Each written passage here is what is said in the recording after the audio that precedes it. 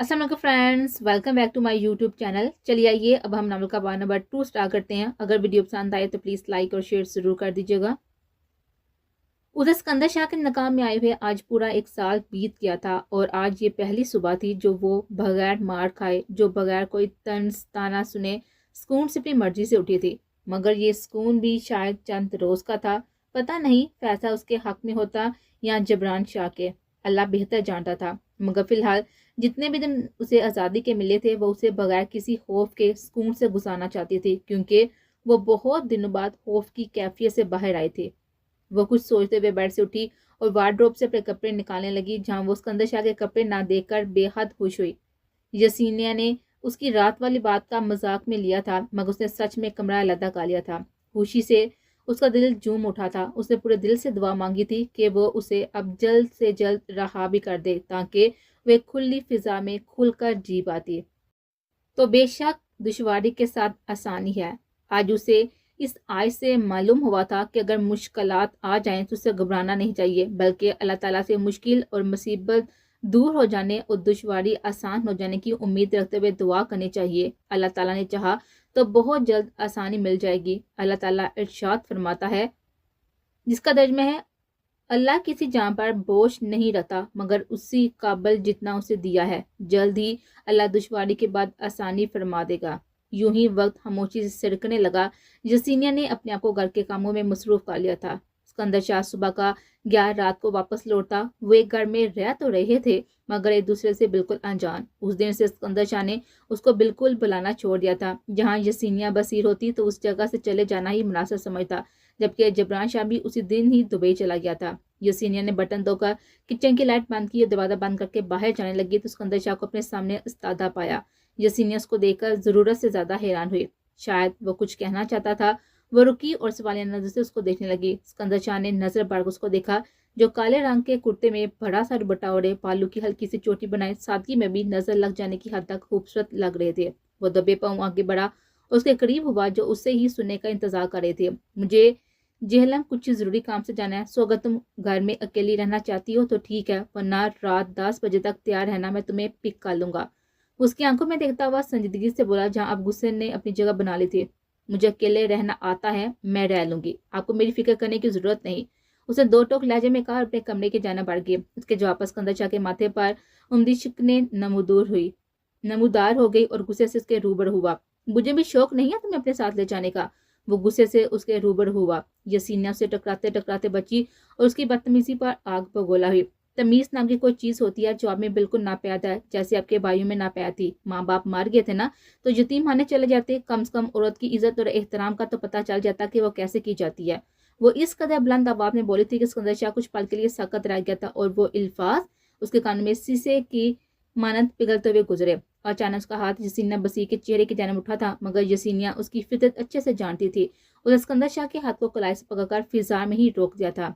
इंसान जितना मर्जी बदलने का नाटक आले मिस्टर सिकंदर शाह, वो बदल तो जाएगा, मगर पता क्या, जो उसकी आदत होती है ना, वो कभी नहीं बदलती। उसने बहुत ही तलह और जहरहंद लहजे में कहते हुए जोर से उसका हाथ उसके पहलू में गिरा दिया। सिकंदर शाह उसकी हिम्मत पर दग रह गया था। इतनी हिम्मत तुम्हारे में कैसी आई कि तुमने मुझे रोका?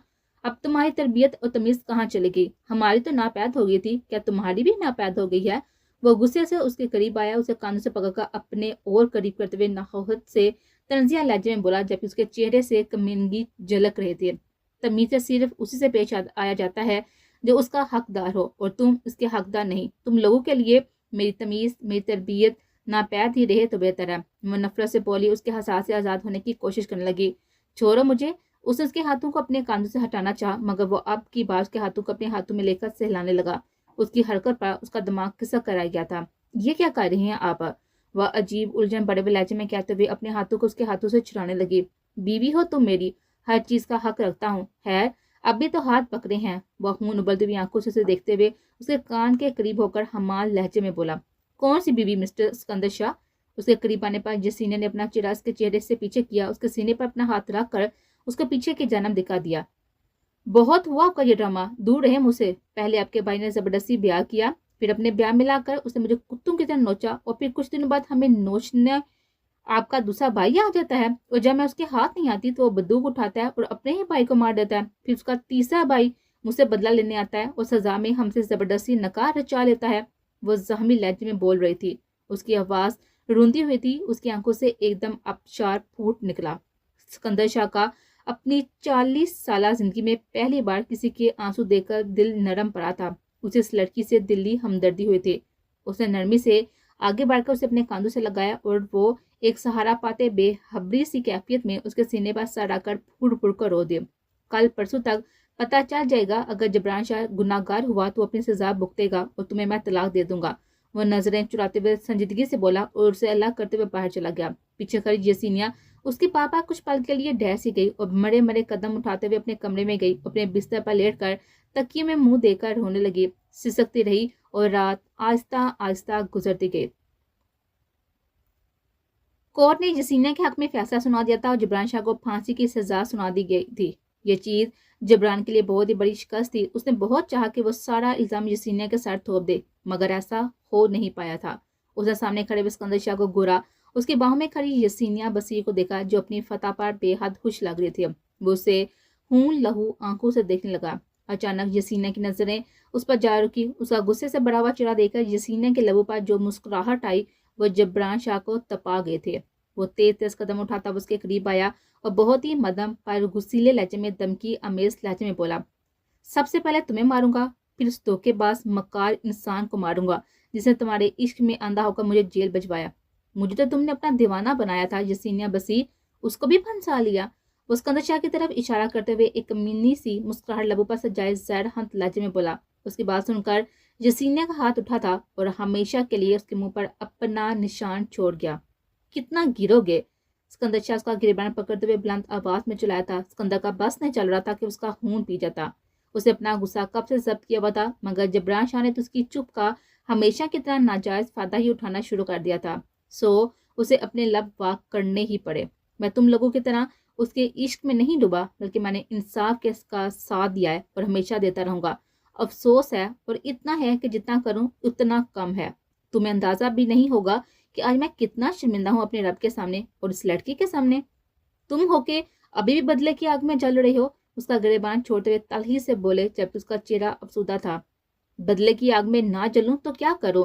ضیاء نے اور آپ نے صرف اس لڑکی کی خاطر مجھے دھوکہ دیا۔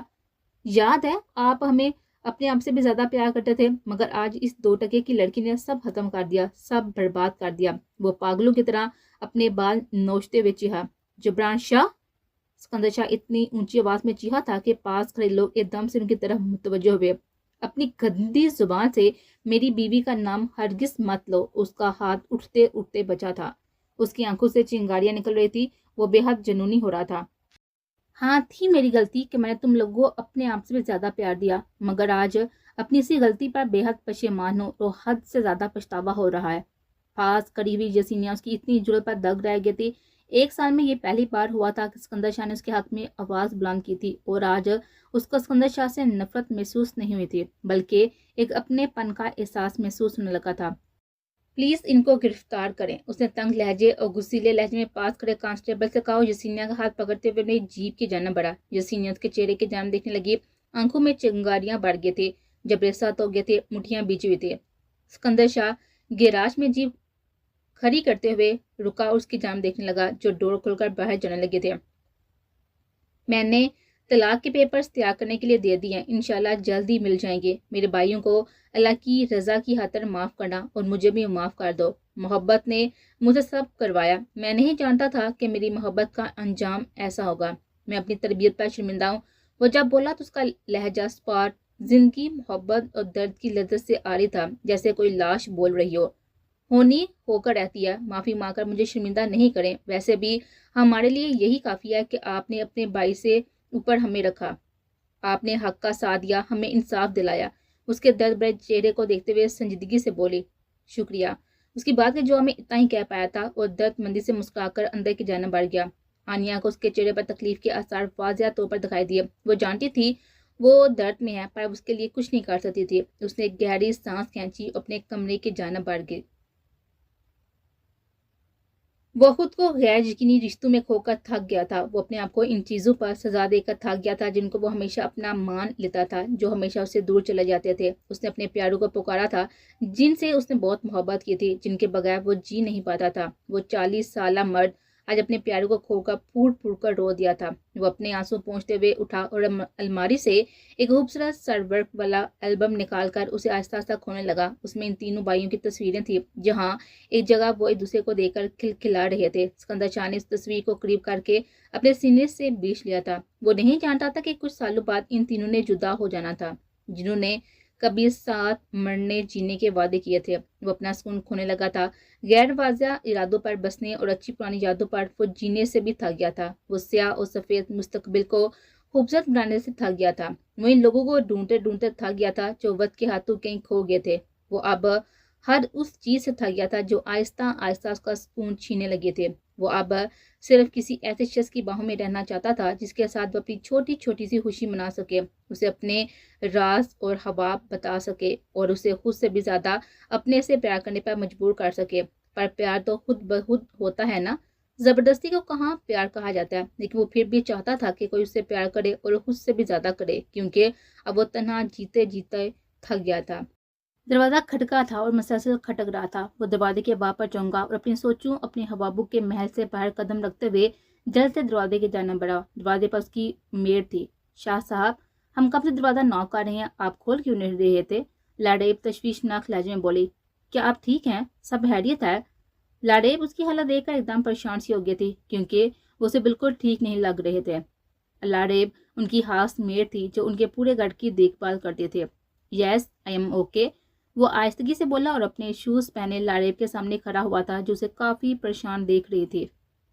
آپ اتنی پریشان کیوں ہو جاتی ہیں؟ وہ آپ چشمہ پہنتے ہوئے کچھ نروٹھے پن سے بولا. شاہ صاحب, آپ اس وقت بہت پریشان ہیں. میں چاہتی ہوں کہ آپ کچھ دنوں کے لیے گھومنے پھرنے کے لیے باہر چلے جائیں تاکہ آپ کو ان فضول سوچوں سے رہائی ملے. اس کے پاس پڑے ہوئے البم کو الماری میں رکھتے ہوئے بہت ہی سنجیدگی سے بولی تھی. لاڈیب ماسی, انسان اپنی غلطیوں اور اپنے اچھے برے دنوں سے بہت کچھ سیکھتا ہے جو اسے آگے بڑھنے میں مدد دیتا ہے. میں ابھی اتنا بزدل نہیں ہوا کہ اپنی سوچوں سے لڑنے کے بجائے اس سے بھاگتا پھرو. اسکندر شاہ اسے دیکھتا ہوا سنجیدگی سے بولا اور دھیمے سے مسکرایا, مگر مسکراہٹ میں پھیکا پن تھا. پتہ ہے شاہ صاحب, کچھ بہت اپنا کھو گیا ہو نا, پھر اس پر اتنی جلدی صبر نہیں آتا. انسان ہر وقت تکلیف میں رہتا ہے, اسے ایسا لگتا ہے کہ وہ تکلیف اس کی جان لے لے گی. وہ درد اور تکلیف سے بول رہی تھی. اس گھر میں ذہاب اور جبران کی کوئی بھی چیز مجھے نظر نہ آئے, یہاں تک کہ یہ البم بھی. وہ المار میں پڑے ہوئے البم کی جانب اشارہ کرتے نفرت اور تلخی سے بولا. ٹھیک ہے. وہ اسباب میں سر ہلا گئے. آج لنچ میں کیا بنانا ہے؟ یسینیہ سے پوچھ لیں, وہ جو کہیں گی بنا لیجیے گا. وہ خاموشی سے متصر سا جواب دیتے ہوئے باہر کی جانب بڑھ گیا اور لاڈیب بھی اس کے پیچھے ہی دروازہ لاک کر کے یسینیہ کے کمرے کی جانب بڑھ گئے. وقت ہمارے ساتھ کیسی کیسی چال چلتا ہے. جن لوگوں سے نفرت اور جن راستوں پر کبھی نہ چلنے کا فیصلہ کیا ہوتا ہے, وقت دوبارہ سے ہمیں انہی لوگوں اور انہی راستوں کا محتاج کر دیتا ہے. یسینیہ نے کبھی بھی اسکندر شاہ کو محبت کی نظر سے نہیں دیکھا تھا اور نہ زندگی بھر دیکھنا چاہتی تھی, پر نہ جانے کیوں جب سے اسکندر شاہ نے یسینیہ کو طلاق کا بولا تھا تب سے اس کا دل بے چین تھا. اسے اسکندر شاہ سے کوئی ہمدردی نہیں تھی, اس کو صرف اپنے مستقبل کی فکر تھی اور اپنے مستقبل پر طلاق کا دبا لگا کر اسے ماضی کی طرح اذیت ناک نہیں بنانا چاہتی تھی. اسکندر شاہ فریش ہو کر ڈائننگ ہال میں آ گیا. آج وہ اسے پہلی بار اتنی فریش نظر آئی تھی. سروت قدم, نازک سا بدن, کمر تک گھنے سیاہ بال, سفید رنگت پر گرے گرے بڑی بڑی آنکھیں, تیکھی سی پیاری سی ناک. وہ نارنجی لباس پہنے اسے کسی شہزادی کی مشابہت لگی. اسکندر شاہ نے اسے نظر بڑھ کر دیکھا تھا اور وہ کھانا کھانے میں بے حد مصروف تھی. وہ ہونٹوں پر دھیمی سی مسکراہٹ سجائے قدم قدم چلتا ہوا کرسی تک آیا. یسینیہ جو پلیٹس لینے کے لیے مڑی, مگر سامنے سے آتے ہوئے اسکندر شاہ سے بری طرح سے ٹکرا گئے. ہاتھ میں پکڑی ہوئی پلیٹس چھانکے کی آواز سے زمین بوس ہو گئی. ڈر کر مارے یسینیہ کی بے ذریعہ چیخ نکلی اور وہ ایک دم لڑکھڑائی. اس کو لڑکھڑاتے ہوئے دیکھ کر اسکندر شاہ نے فوراً اس کے گرد اپنی باہوں کا حصار ڈال دیا. یسینیہ ڈر کے مارے اس کے سینے سے لپٹ گئی تھی. اسکندر شاہ نے اسے کسی قیمتی متاع کی طرح اپنے اندر بیچ لیا تھا. کچھ پل یوں ہی گزر گئے. اس کی گرفت میں مسائی تھی، مگر اس کا حسار مزید تنگ ہوتا جا رہا تھا۔ اس کا یہ سفر یسینیہ کے سنگ شروع ہوا تھا۔ اسکندر شاہ اس کا مسافر اور یسینیہ اس کا راستہ تھی۔ وہ نہیں چاہتا تھا کہ یہ راستہ یسینیہ کے بغیر کٹے۔ وہ اپنے ہر راستے، اپنی ہر منزل پر یسینیہ بصیر کو میرے ساتھ دیکھنا چاہتا تھا۔ پلیز چھوڑو شاہ، یہ کیسی چیپ حرکت ہے، وہ غصیلے لہجے میں کہتے ہوئے اس کی باہوں کا حساس توڑنے لگی، مگر گرفت مضبوط تھی، وہ چاہ کبھی نہیں توڑ پائی۔ چھوڑنے کا من نہیں۔ اس وقت اسکندر کے لب و لہجے میں تکلیف کے ساتھ شرارت سی بھی تھی۔ اس کے لب و لہجے پر یسینیہ کا دل یک باری دھڑکا، مگر اس نے فوراً خود کو سنبھالا۔ پر میرا من ہے کہ تم مجھ سے دور رہو، یسینیہ بپھرتے ہوئے بولی۔ مجھے پورے کا پورا الجھا کر کہتی ہو کہ مجھ سے دور ہو؟ وہ مدھم لہجے میں کہتے ہوئے سے دور ہوا۔ یسینیہ اس کی بات پر چونکی، اس کے حشاش بشاش چہرے پر ایک کٹیلی سی نظر ڈال کر الماری سے نیو پلیٹس نکال کر کرسی پر بیٹھی تھی۔ اسکندر شاہ اس کا پھولا ہوا چہرہ دیکھ کر دھیمے سے مسکرایا، اس کے ساتھ وہ نشست پر بیٹھ گیا اور کھانا کھانے لگا۔ سلاد چاہیے؟ مل جائے گا؟ وہ اپنے سے کافی دور پڑے سلاد کی طرف اشارہ کرتے ہوئے سوالیہ انداز میں بولا۔ اس کی بار بار مخاطب کرنے پر جھنجھلائی اور سلاد کی پلیٹ کو اس کے سامنے پٹھا۔ اسکندر شاہ نے اس کی بدتمیزی پر اس کو گھورا تھا۔ اسے اس کا رویہ بالکل اچھا نہیں لگا تھا۔ اسے سلاد نہیں لیا تھا۔ وہ یسینیہ نے جیسے رکھا تھا ویسے ہی پڑا رہا۔ یسینیہ کو اس کا آرڈر دینا پسند نہیں آیا تھا۔ خود کے تو جیسے ہاتھ ٹوٹ گئے تھے نا، جو لے نہیں سکتے۔ وہ منہ ہی منہ میں بڑبڑائی۔ اس کے بڑبڑانے پر تیش میں آیا۔ Please stop it. اس کے چلانے پر سہم سی گئی تھی۔ لاڑے، اسکندر شاہ نے غصلے لہجے میں بلند آواز میں اسے آواز دی۔ اس کے بار بار آواز دینے پر یسینیہ جنجلاہٹ کا شکار ہوئی اور سنجیدگی سے بولی تھی۔ لاڑیب جا چکی تھی، اس کی طبیعت ٹھیک نہیں تھی۔ وہ یہ کہتے ہی اٹھی اور ڈائننگ ہال سے باہر نکل گئی۔ اسکندر شاہ کو اس کو جاتے ہوئے دیکھ کر ایک دم اٹھا اور اسے کلائی سے پکڑ کر اسے کرسی پر لا کر بٹھا دیا۔ کھانا مکمل کرو۔ نہیں، آپ کریں، مجھے بھوک نہیں ہے، وہ آہستہ سے کہتے ہوئے اٹھی، مگر وہ پھر چلایا تھا۔ یسینیہ، کھانا کھاؤ۔ اس دفعہ اس نے ایک ایک لفظ چبا کر بلند آواز میں کہا۔ وہ جو اس کی آواز سے پہلے ہی خوف زدہ تھی، آگے سے اور بھی زیادہ ہو گئے تھے۔ یسینیہ نے سینگوس کے جنم دیکھا تھا، جو کسی بھوکے شیر کی مانند اسے دیکھ رہا تھا۔ اس کا دل کیا اس کا منہ نوچ لے، پر وہ نوچ نہیں سکتی تھی۔ وہ بے بس تھی، سو ناچار اس کی موجودگی میں اسے کھانا کھانا ہی پڑا۔ ہاں، آج تم کیسے اتنی جلدی آگے؟ اسکندر شاہ حشار بشاش لہجے میں بولا، جو وا کر کے سیدھا لاڑیب کے پاس چلایا تھا، جو پودوں کو پانی دینے میں مگن تھے۔ ضرور آج چھٹی جلدی لینے کا بہانہ ہوگا، اس کو چھیڑتے ہوئے بولا۔ کبھی کبھار جب وہ اچھے موڈ میں ہوتا تو لاڑیب کو یوں ہی تانگ کرتا تھا۔ لاڑیب کو اس کا تانگ کرنا اچھا لگتا تھا۔ سال میں کوئی 2 یا 3 بار اس کا موڈ اچھا ہونا ہوتا تھا، سو وہ خوب اس کے اچھے موڈ کا فائدہ اٹھاتی ہے۔ یسینیہ جب صبح صبح نماز پڑھ کر واک کرنے نکلی تھی تو پودوں کو دیکھ کر اس کا جی خراب ہوا۔ 1 ہفتے سے مالی چھٹی پر تھا تو پودوں کو کسی نے بھی دیکھنے کی زحمت نہیں کی تھی۔ اس نے پانی لگانے کا سوچا، پائپ لیا اور دوپٹہ اچھے سے کاندھے کے گرد باندھ کر انمہاک سے پودوں کو صاف کرنے لگی، مگر کچھ ہی دیر میں اسکندر شاہ کی بے تکی سی بات سن کر سرائے سے پڑ لی تھی۔ اس کے پلٹنے پر اس کے سیاہ سلکی بالوں کا جوڑا تھوڑا سا ڈھیلا ہو کر شانوں پر ڈھلک آیا تھا۔ اسکندر شاہ جو پاس رکھی کرسی پر سوکس اتارنے بیٹھا ہی تھا کہ اچانک لاڑیب کی جگہ یسینیہ کو دیکھ کر ہڑبڑا کر کرسی سے اٹھ کر اس کے روبرو ہوا۔ تم یہاں کیا کر رہی ہو؟ وہ باگوش کا حلیہ دیکھتا ہوا حیرانی سے بولا۔ شاہ جی، عقل کا تو آپ صحیح سے استعمال کر ہی نہیں سکے، اب آنکھوں کا تو صحیح سے استعمال کر لیا۔ اس کے گھورتے ہوئے بے حد طنزیہ لہجے میں بولی، جو ٹریک سوٹ میں ملبوس ہونک بنے ہوئے اس کے سامنے کھڑا تھا۔ 6 فٹ سے نکلتا ہوا کن پٹیوں اور سر کے کچھ حصوں پر سے گرے بال جھانک رہے تھے۔ بڑی بڑی مونچھیں، ہلکی سی داڑھی جو اس کی شخصیت کو بے حد پرکشش بنا رہے تھے۔ آنکھوں پر سفید چشمہ لگائے وہ اب اس کی بات پر ہوں لہو آنکھوں سے اسے گھورنے لگا۔ کچھ لمحے وہ خاموشی سے گھورتا رہا اور یسینیہ بصیر اس پر طنز کرتے ہی پانی بند کرنے کے لیے جانے لگی، مگر اسکندر شاہ نے بہت ہی بے رحمی سے اس کی کلائی سے پکڑ کر اس کی نازک سی کمر میں ہاتھ ڈال کر اس کو جھٹکے سے اپنے قریب کیا۔ اس کے یوں قریب کرنے پر یسینیہ کے کچھ بال اس کی کمر پر کسی آبشار کی مانند گرے تھے اور آدھے بالوں نے اسکندر شاہ کے ہاتھ کی پشت کو ڈھانپ لیا تھا۔ چلو میرے پاس نہ آنکھیں ہیں، نہ عقل ہے، نہ والدین، نہ بہن، نہ بھائی۔ تمہارے پاس تو سب کچھ ہے، تو تم ہی کم سے کم چھوٹے بڑے کا لحاظ رکھ لو۔ میرا خیال تھا کہ تمہارے والدین تمہاری اچھی تربیت کی ہوگی، مگر تم میں تو تھوڑی سی بھی تمیز نہیں ہے۔ ہم تو ہے بغیر والدین کے پروان چڑھے ہیں، تمہاری تو باقاعدہ پرورش ہوئی ہے نا۔ اوپر نے لبوں پر طنزیہ مسکراہٹ سے جائے سوالیہ انداز میں بولا، جبکہ اس کا چہرہ غصے سے لال ہو رہا تھا۔ یسینیہ کے پاس اس وقت کوئی جواب نہیں تھا۔ اسکندر شاہ نے اس سے معافی بھی مانگی تھی، یسینیہ نے معاف بھی کر دیا تھا، اور اب اسکندر شاہ کا رویہ بھی اس کا ساتھ ہی تھا، مگر نہ جانے کیوں اس کے لہجے میں اسکندر شاہ کو دیکھتے ہی تلی سی گل جاتی تھی۔ جیسے بھی تھا وہ اسے عمر میں بڑا تھا، عزت اور احترام کرنا اس کا فرض تھا۔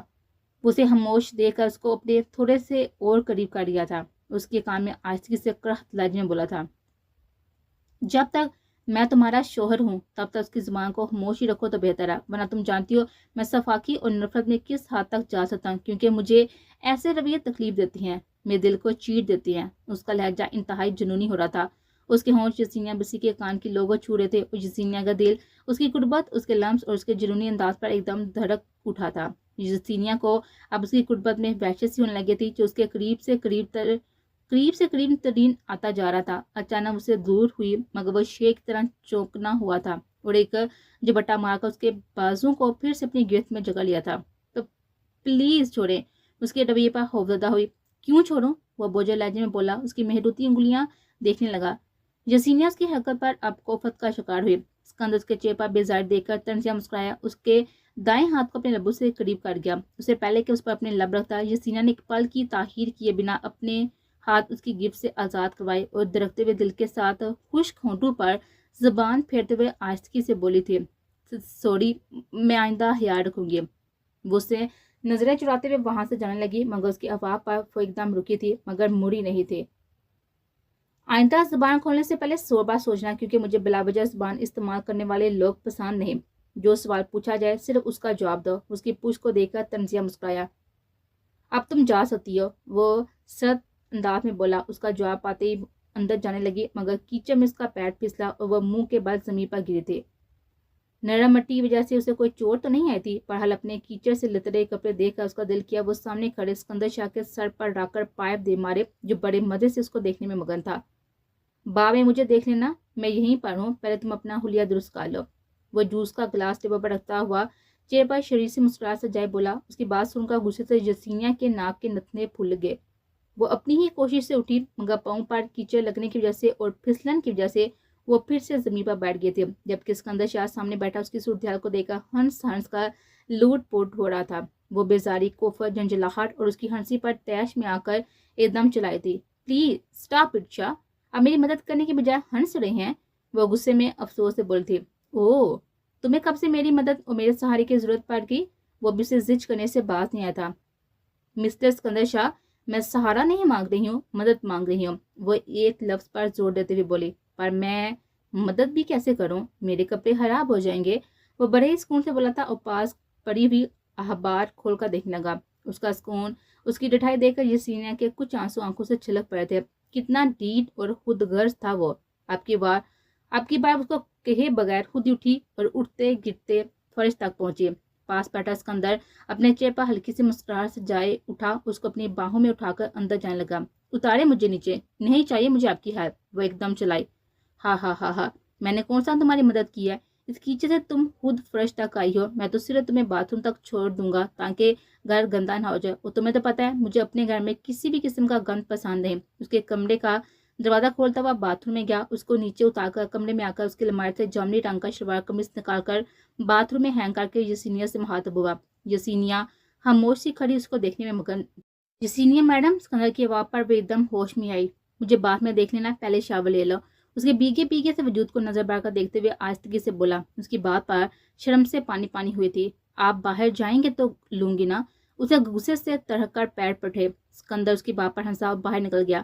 یسینیہ نے ایک نظر اس کی پشت کو گورا اور زور سے دروازہ بند کر لیا۔